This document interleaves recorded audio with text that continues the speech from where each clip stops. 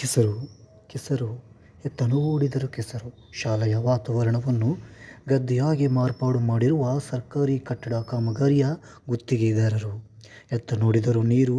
ಶಾಲೆಯ ವಿದ್ಯಾರ್ಥಿಗಳು ನಿಲ್ಲಲು ಜಾಗವಿಲ್ಲದೆ ಪರದಾಡುತ್ತಿರುವ ಸನ್ನಿವೇಶ ಈ ಶಾಲೆಯಲ್ಲಿ ನೀವು ನೋಡಬಹುದು. ಇದು ವಿಜಯನಗರ ಜಿಲ್ಲೆ ಹರಪನಹಳ್ಳಿ ತಾಲೂಕಿನ ಅರಸೀಕೆರೆ ಗ್ರಾಮದ ಮಾದರಿ ಪ್ರೌಢಶಾಲೆ. ಈ ಸರ್ಕಾರಿ ಹಾಗೂ ಶ್ರೀ ಜಗದ್ಗುರು ಉಜ್ಜಯಿನಿ ವಿದ್ಯಾಪೀಠದ ನೆರವಿನಲ್ಲಿ ಈ ಶಾಲೆ ನಡೆಯುತ್ತಿದೆ.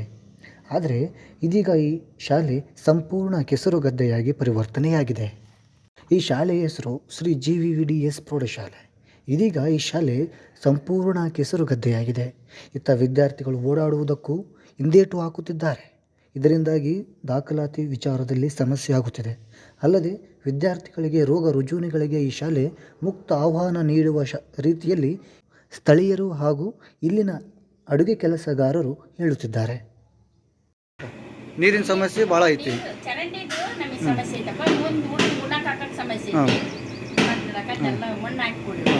ಅಲ್ಲೆಲ್ಲ ದನ ಎಲ್ಲ ಕಟ್ಟಿದ್ದಾರೆ, ತೆಗೆಯಲ್ಲ ಅಂತ ಅವ್ರು ಹಂಗಾದ್ರೆ. ಇವಾಗ ಇಲ್ಲೆಲ್ಲ ನೀರು ನಿಂತ್ಬಿಟ್ಟಿದ್ದಾವೆ. ಇಲ್ಲೆಲ್ಲ ಇವೆಲ್ಲ ನೋಡ್ರಿ, ಇವೆಲ್ಲ ಫುಲ್ ಕೆಸರಾಗ್ಬಿಟ್ಟೈತಿ.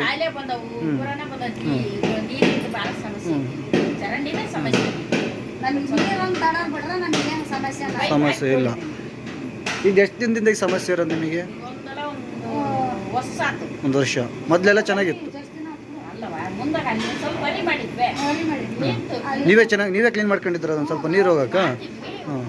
ನಾವು ಮಾಡ್ತೀವಿ. ನೀರು ಚರಂಡಿ ಸರಿ ಹೋಗಲ್ಲ, ದನ ಕಟ್ಟಿ ಕಡಿ ಬಿಡ್ತಾರ.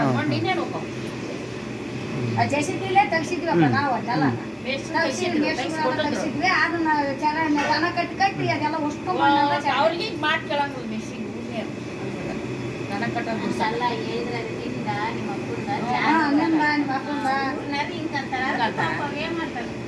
ಅಲ್ಲೊಂದು ತಂತಿ ಬಿಗಿಸಿ ಕಟ್ಬೇಡ್ರಿ ಅಂತಂದ್ರು. ಪೌಡ್ ಹಾಕ್ಬೇಕು, ಹಂಗೆಲ್ಲ ಬಿಡ್ತಾರೆ. ದಂಡ ಇತ್ತ ಇದೇ ಶಾಲೆಯ ಹಳೆ ವಿದ್ಯಾರ್ಥಿಯಾದ ಗುಡಿಯಳ್ಳಿ ಹಾಲೇಶ್ ಮಾತನಾಡಿ, ಇದು ಇಡೀ ಹೋಬಳಿಗೆ ಮಾದರಿ ಶಾಲೆಯಾಗಿದೆ.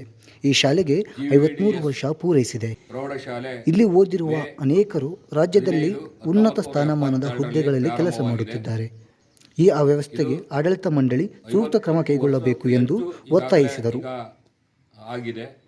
ಈ ಸ್ಕೂಲಿಂದ, ಪ್ರೌಢಶಾಲೆಯಿಂದ ಹಳೆ ವಿದ್ಯಾರ್ಥಿಗಳು ವಿಜ್ಞಾನಿಗಳಾಗಿದ್ದಾರೆ, ಡಾಕ್ಟರ್ಗಳಾಗಿದ್ದಾರೆ, ಪೊಲೀಸ್ ಆಫೀಸರ್ಗಳಾಗಿದ್ದಾರೆ, ಜಿಲ್ಲಾ ಅಧಿಕಾರಿಗಳಾಗಿದ್ದಾರೆ, ಒಳ್ಳೆ ರಾಜಕಾರಣಿ ಆಗಿದ್ದಾರೆ, ಆಮೇಲೆ ಸಾಹಿತಿಗಳಾಗಿದ್ದಾರೆ, ಒಳ್ಳೆ ಹೋರಾಟಗಾರಗಳಾಗಿದ್ದಾರೆ, ಮತ್ತು ಒಳ್ಳೆಯ ರೈತರು ಕೂಡ ಆಗಿದ್ದಾರೆ. ಒಳ್ಳೆಯ ಸಾಂಸ್ಕೃತಿಕವಾಗಿ ಒಳ್ಳೆಯ ನಾಗರಿಕರು ಕೂಡ ಪ್ರೌಢ ಶಿಕ್ಷಣ ಕಲಿತು ಒಳ್ಳೆಯ ಕೊಡುಗೆ ಎಲ್ಲ ಸರ್ಕಾರದ ಮತ್ತು ರಾಜಕೀಯದ ಎಲ್ಲ ರಂಗದಲ್ಲಿ ಕೊಡುಗೆ ನೀಡ್ತಕ್ಕಂಥ ಅರಸೀಕೆರೆ GVVDS ಸ್ಕೂಲು ಇತ್ತೀಚಿನ ದಿನಗಳಲ್ಲಿ ಇಲ್ಲಿ ಬಿಲ್ಡಿಂಗಿನ ಮಕ್ಕಳಿಗೆ ಕೊರತೆ ಇದೆ. ಶಿಕ್ಷಕರ ಕೊರತೆ ಇಲ್ಲ. ಎಲ್ಲ ಬೋಧಕರು ಇದ್ದಾರೆ. ಒಳ್ಳೆ ಶಿಕ್ಷಣ ನೀಡ್ತಾ ಇದ್ದಾರೆ. ಅಲ್ಲಿರ್ತಕ್ಕಂಥ ಮುಖ್ಯ ಶಿಕ್ಷಕರಾಗಿರ್ತಕ್ಕವರು, ಸಹ ಶಿಕ್ಷಕರಾಗಿರ್ಬೋದು, ಎಲ್ಲ ಸೈನ್ಸು, ವಿಜ್ಞಾನ ಮತ್ತು ಹಿಂದಿ ಎಲ್ಲ ಸಬ್ಜೆಕ್ಟಿನ ಬೋಧಕರು ಒಳ್ಳೆ ಶಿಕ್ಷಣ ಕೊಡ್ತಾ ಇದ್ದಾರೆ. ಒಳ್ಳೆ ರಿಸಲ್ಟು ಕೂಡ ಬರ್ತಾ ಇದ್ದಾರೆ. ಅಲ್ಲೇ ಈಗಾಗಲೇ ಪರೀಕ್ಷಾ ಕೇಂದ್ರ ಸುಮಾರು ವರ್ಷಗಳಿಂದ ಅಲ್ಲೇ ಪರೀಕ್ಷಾ ಕೇಂದ್ರ ಇದೆ. ಆದರೆ ಇತ್ತೀಚಿನ ದಿನಗಳಲ್ಲಿ ಬಿಲ್ಡಿಂಗ್ ಕೊರತೆ ಇದೆ. ಮತ್ತು ಅಲ್ಲಿ ಸುತ್ತಮುತ್ತಲ ಕಾಂಪೌಂಡಿನ ಕೊರತೆ ಇದೆ. ಆಮೇಲೆ ಅಲ್ಲಿರ್ತಕ್ಕಂಥ ಮಳೆ ನೀರು ಬಂದರೆ ಹೊರಗಡೆ ಹೋಗಲಿಕ್ಕೆ ನೀರು ಸಾಗಿಸ್ಲಿಕ್ಕೆ ಒಳ್ಳೆ ಚರಂಡಿ ಇಲ್ಲ, ಸ್ವಚ್ಛತೆ ಇಲ್ಲ. ನೀರು ಎಲ್ಲಿ ನಿಂತಿರುತ್ತೆ ಅಲ್ಲೇ ನಿಂತಿರ್ತತೆ. ಅಲ್ಲಿ ಮತ್ತು ಮಳೆ ಬಂದಿರತಕ್ಕಂಥ ಸಂದರ್ಭದಲ್ಲಿ ನೀರು ನಿಂತು ಸೊಳ್ಳೆ ಮತ್ತು ಮಲೇರಿಯಾ, ಡೆಂಗು, ಚಿಕನ್ ಗುನ್ನೆಯಿಂದ ಮಕ್ಕಳಿಗೆ ಜ್ವರಗಳ ಬಾಧೆ ಕಾಡ್ತಾ ಇದೆ. ಅಲ್ಲಿಯ ಶಿಕ್ಷಕರು ಕೂಡ ಅವರಿಗೆ ಒಳ್ಳೆ ಕಳಕಳೆ ಇದೆ. ಆದರೂ ಕೂಡ ಅವರು ಒಳಗಡೆ ಕೆಲಸ ಮಾಡೋದ್ರಿಂದ ನಾವು ಹೆಚ್ಚು ಮಾತಾಡೋಕ್ಕಾಗಲ್ಲ ಅಂತೇಳಿ ಅವರು ಒಳಗೆ ನೊಂದ್ಕೊಂಡು ಸುಮ್ಮನಿದ್ದಾರೆ. ಆದರೆ ನಮ್ಮ ಶಿಕ್ಷಣದ ಏನು ಹರಪನಹಳ್ಳಿಯ ಶಿಕ್ಷಣ ಅಧಿಕಾರಿಗಳು ಆಗಿರ್ತಕ್ಕಂಥ BO ಸಾರು ನಮ್ಮ ಅರಸೀಕೆರೆ ಪ್ರೌಢಶಾಲೆಗೆ ಭೇಟಿ ಕೊಡಬೇಕು. ಮೊದಲು ಅಲ್ಲಿರ್ತಕ್ಕಂಥ ಸಮಸ್ಯೆನ ಅಲ್ಲಿ ಏನು ಯಾರು ಸಂಬಂಧ ಇದು ಏನು ಆಡಳಿತದ ಸಂಬಂಧ ಇದ್ದರೆ ಅವ್ರಿಗೆ ಹೇಳಬೇಕು. ಮತ್ತು ಅವರಲ್ಲಿ ಸ್ಥಳೀಯ ಸಂಸ್ಥೆಗಳ ಗ್ರಾಮ ಪಂಚಾಯತಿ ಆಗಿರ್ಬೋದು, ಜಿಲ್ಲಾ ಪಂಚಾಯತಿ ಆಗಿರ್ಬೋದು, ತಾಲೂಕ್ ಪಂಚಾಯತಿ ಆಗಿರ್ಬೋದು, MLA ಗ್ರಾಂಟ್ ಆಗಿರ್ಬೋದು, DC ಗ್ರಾಂಟ್ ಆಗಿರ್ಬೋದು, MP ಗ್ರಾಂಟ್ ಆಗಿರ್ಬೋದು, ಇಲ್ಲ ಇಲ್ಲಿರ್ತಕ್ಕಂಥ ಓದಿರ್ತಕ್ಕಂಥ ಆರ್ಥಿಕವಾಗಿ ತುಂಬ ಚೆನ್ನಾಗಿದ್ರಲ್ಲ, ಅರಸೀಕೆರೆಯಲ್ಲಿ ಓದಿರ್ತಕ್ಕಂಥ ಹಳೆ ವಿದ್ಯಾರ್ಥಿಗಳು ಆರ್ಥಿಕವಾಗಿ ಚೆನ್ನಾಗಿದ್ದಾರೆ. ಅವರು ಕೂಡ ಹೇಳಿದರೆ ಅವರು ಕೂಡ ನಮ್ಮ ಅರಸೀಕೆರೆ GVD ಸ್ಕೂಲಿಗೆ ಅಭಿವೃದ್ಧಿ ಕೆಲಸಕ್ಕೆ ಅವರು ಕೂಡ ದಾನ ನೀಡೋದ್ರಲ್ಲಿ ಎತ್ತಿದ ಕೈ ನಮ್ಮ ಅರಸೀಕೆರೆ. ಆದರೆ ಇಷ್ಟೆಲ್ಲ ಇದ್ರೂ ಅನುಕೂಲ ಇದ್ದರೂ ಕೂಡ ಇಲ್ಲಿಯ ಮೇಲಿನ ಶಿಕ್ಷಣ ಅಧಿಕಾರಿಗಳು ಮತ್ತು ಏನು GVDSನ ಆಡಳಿತ ಮಂಡಳಿಯವರು ಕುಂತಿದ್ದಾರೆ. ಇದು ಹೋರಾಟದ ನೆಲ ಅರಸೀಕೆರೆ. ವಿದ್ಯಾರ್ಥಿಗಳು ಮುಂದಿನ ದಿನಗಳಲ್ಲಿ ಪಾಠ ಪ್ರವಚನಿಗೆ ಅಲ್ಲಿರ್ತಕ್ಕಂಥ ಸಮಸ್ಯೆ ಆಗುತ್ತೆ. ಅಲ್ಲಿ ಸ್ವಚ್ಛತೆ ಕಾಪಾಡಬೇಕಾಗಿದೆ, ಅಲ್ಲಿ ಒಳ್ಳೆ ವಾತಾವರಣ ಸೃಷ್ಟಿ ಮಾಡಬೇಕಾಗಿದೆ, ಒಳ್ಳೆ ಕ್ರೀಡಾಂಗಣ ಬೇಕಾಗಿದೆ. ಹಾಗಾಗಿ ಎಲ್ಲ ಇದು ಇಡೀ ಗ್ರಾಮಕ್ಕೆ, ಈ ಅರಸೀಕೆರೆ ಗ್ರಾಮಕ್ಕೆ, ದೊಡ್ಡ ಗ್ರಾಮಕ್ಕೆ ಇಡೀ ಒಂದೇ ಇರೋದು GVD ಸ್ಕೂಲ್ ಪ್ರೌಢಶಾಲೆ ಇರೋದು ಒಂದೇ ಇರೋದು. ಅದು ಹೆಚ್ಚು 400ಕ್ಕೂ ಹೆಚ್ಚು ವಿದ್ಯಾರ್ಥಿಗಳು ಬರ್ತಾ ಇದ್ದಾರೆ. ಅತಿ ಹೆಚ್ಚು ಮಹಿಳಾ ವಿದ್ಯಾರ್ಥಿಗಳು ಕೂಡ ಇಲ್ಲಿಗೆ ಓದಲಿಕ್ಕೆ GVD ಹೈಸ್ಕೂಲ್ಗೆ ಬರ್ತಾ ಇದ್ದಾರೆ. ಆದರೆ ಇಂಥ ಮೂಲಭೂತ ಸೌಲಭ್ಯಗಳ ಕೊರತೆ ತುಂಬ ಇದೆ. ನಾವು ಇವತ್ತು ನಿಮಗೆ ಸಂಬಂಧಪಟ್ಟ ಇಲಾಖೆಯ ಶಿಕ್ಷಣ ಅಧಿಕಾರಿಗಳಿಗೆ, ಶಾಸಕರಿಗೆ ಮತ್ತು ಸಂಸದರಿಗೆ ಮತ್ತು ನಾವು ಆಡಳಿತ ಮಂಡಳಿಗೆ ಒತ್ತಾಯ ಮಾಡ್ತೇವೆ. ಕೂಡಲೇ ಅದನ್ನು ನಮಗೆ ಅಲ್ಲಿರ್ತಕ್ಕಂಥ ಸ್ವಚ್ಛತೆಯನ್ನು ಕಾಪಾಡಲಿಲ್ಲ ಅಂದರೆ, ಅದು GVD ಸ್ಕೂಲ್ ಕಾಪಾಡಲಿಲ್ಲ ಅಂದರೆ, ರಕ್ಷಣೆ ಮಾಡಲಿಲ್ಲ ಅಂದರೆ ಮುಂದಿನ ದಿನಗಳಲ್ಲಿ ಮಕ್ಕಳ ಕರ್ಕೊಂಡು ನಾವು ಹೋರಾಟ ಮಾಡ್ತೀವಿ ಅಂತೇಳಿ ಈ ಸಂದರ್ಭದಲ್ಲಿ ಒತ್ತಾಯ ಮಾಡ್ತಾ ಇನ್ನು ಶಾಲೆಯ ಮುಖ್ಯ ಶಿಕ್ಷಕಿ ಶಾಂತಕುಮಾರಿ ಅವರು ಮಾತನಾಡಿ, ನಮ್ಮ ಶಾಲೆ ಈ ಹಿಂದೆ ಅನೇಕರನ್ನು ದೇಶಕ್ಕೆ ಮತ್ತು ರಾಜ್ಯಕ್ಕೆ ಉನ್ನತ ಅಧಿಕಾರಿಗಳನ್ನಾಗಿ ನೀಡಿದ ಕೊಡುಗೆ ನಮ್ಮ ಶಾಲೆಗೆ ಸಲ್ಲುತ್ತದೆ. ಆದರೆ ಇಂತಹ ಈ ಶಾಲೆಗೆ ಅಭಿವೃದ್ಧಿ ಕುಂಠಿತವಾಗಿರುವುದು ಬಹಳ ದುಃಖಕರ ಸಂಗತಿ. ಆದ್ದರಿಂದ ಕೂಡಲೇ ಆಡಳಿತ ಮಂಡಳಿ ಹಾಗೂ ಇದಕ್ಕೆ ಸಂಬಂಧಿಸಿದ ಅಧಿಕಾರಿಗಳ ವರ್ಗ ಸೂಕ್ತ ಕ್ರಮ ಕೈಗೊಂಡು ಇಲ್ಲಿನ ಸಮಸ್ಯೆಗಳನ್ನು ಕೂಡಲೇ ಬಗೆಹರಿಸಬೇಕು ಎಂದರು.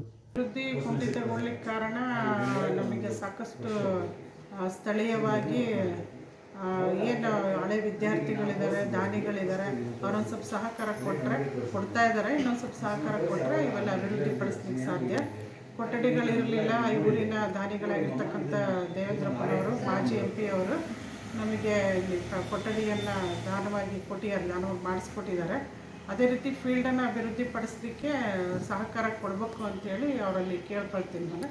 ಆಮೇಲೆ ಅಭಿವೃದ್ಧಿ ಪಡಿಸಲಿಕ್ಕೆ ನಮ್ಮ ಆಡಳಿತ ಮಂಡಳಿಗೂ ಕೂಡ ಗಮನಕ್ಕೆ ತಂದಿದ್ದೀವಿ. ಅವರು ಕೂಡ ಮಾಡಿಸ್ತೀವಿ ಅಂತ ಹೇಳಿದ್ದಾರೆ. ಇವನ್ನೆಲ್ಲ ಅಭಿವೃದ್ಧಿ ಪಡಿಸ್ತೀವಿ. ಅದು ಸರ್ಕಾರದಿಂದನೇ ಆಗ್ಬೇಕು. ಅದು ಈ ಕಡೆ ಚರಂಡಿ ವ್ಯವಸ್ಥೆ ಮಾಡಿದ್ರು ಅರ್ಧಕ್ಕೆ ಕೈ ಬಿಟ್ಟರು. ಚರಂಡಿ ವ್ಯವಸ್ಥೆ ಪೂರ್ತಿಯಾಗಿಲ್ಲ, ನೀರು ಹರಿದು ಹೋಗೋದಿಲ್ಲ. ಈ ಕಡೆ ಮೇಲಿಂದ ಬಂದಂಥ ನೀರೆಲ್ಲ ನಮ್ಮ ಶಾಲೆ ಗ್ರೌಂಡಲ್ಲೇ ನಿಂತ್ಕೊಳ್ಳುತ್ತೆ. ಅದನ್ನೊಂದು ಸ್ವಲ್ಪ ಸರ್ಕಾರದ ಗಮನಕ್ಕೆ ತಂದು, ಪಂಚಾಯತಿ ಗಮನಕ್ಕೆ ತಂದು ಆ ಚರಂಡಿ ವ್ಯವಸ್ಥೆನ ಮಾಡಿದ್ರೆ ಅನುಕೂಲ ಆಗುತ್ತೆ. ನೀರು ಮುಂದೆ ಹರಿದು ಹೋಗೋಕ್ಕೆ ಎಲ್ಲೂ ಪ್ಲೇಸೇ ಇಲ್ಲ. ಇಲ್ಲೆಲ್ಲ ಚರಂಡಿ ಹೋಗೋ ಹತ್ರ ಎಲ್ಲ ತಿಪ್ಪೆಗಳು ಮಾಡ್ಕೊಂಬಿಟ್ಟಿದ್ದಾರೆ. ಅವನ್ನೆಲ್ಲ ತೆಗ್ಸಿ ನೀರು ಮುಂದೆ ಹೋಗಲಿಕ್ಕೆ ಸಹಕಾರ ಕೊಡಬೇಕು ಅಂತೇಳಿ ಕೇಳ್ಕೊಳ್ತೀನಿ.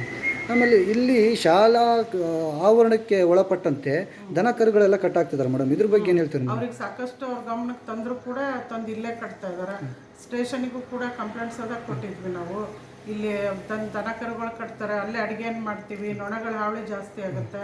ಎಷ್ಟು ಹೇಳಿದ್ರು ಇಲ್ಲಿ ಸ್ಥಳೀಯವಾಗಿ ಕಟ್ತಕ್ಕಂಥವ್ರು ಮಾತನ್ನು ತಮ್ಮ ಗಮನಕ್ಕೆ ತೆಗೆದುಕೊಳ್ಳದೆ ಮತ್ತೆ ತಂದು ದನ ಕರುಗಳನ್ನು ಅಲ್ಲೇ ಕಟ್ತಾ ಇದ್ದಾರೆ.